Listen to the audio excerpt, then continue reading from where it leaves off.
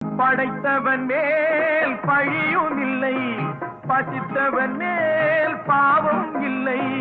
கிடைத்தவர்கள் பிரித்து கொண்டார், உழைத்தவர்கள் தெருவில் நின்றார்.